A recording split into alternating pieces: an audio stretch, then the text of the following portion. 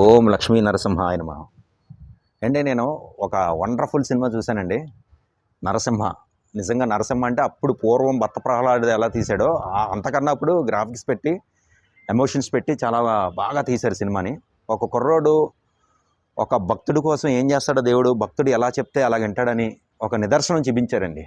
నిజంగా ఎంత అద్భుతంగా ఉందంటే ఒక 100 సార్లు చూడాలన్న సినిమా, అంత బాగుంది సినిమా.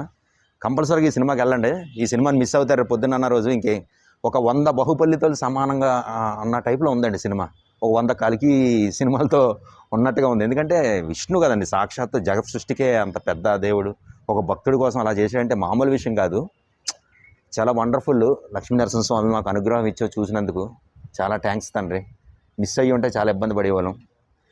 ఈ సినిమా కంపల్సరీ చూస్తారని మరీ కోరుకుంటున్నాను. అంటే నేను చూడాలని కాదు, చూసిన వాళ్ళు అదృష్టవంతులు, ధన్యులు. ఒక భక్తుడికి ఒక భగవంతుడికి ఉన్న అనుబంధం. మళ్ళీ నెక్స్ట్ దాంట్లో మంచి వీడియోలో కలుస్తాను. ఒక భక్తుడి కోసం మాట్లాడుకుందాం. ఇప్పుడు లక్ష్మీనరసింహస్వామి కోసం ఎన్ని అవతారాలు, అబ్బా వండర్ఫుల్గా ఉందండి. అసలు చూస్తుంటే థియేటర్లో ఆ కల్లోకి అదే వస్తుంది. అంత మనకి ఎమోషన్ అంతా చచ్చిపోతున్నాం బాబోయ్, అసలు నాకు ముద్రటట్లేదు.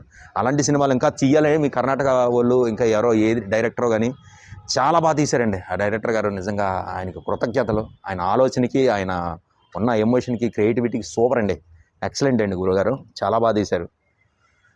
ఓకే అండి, నెక్స్ట్ వీడియోలో కలుస్తాను మళ్ళీ. నమస్తే లక్ష్మీనరసింహస్వామి. వావ్.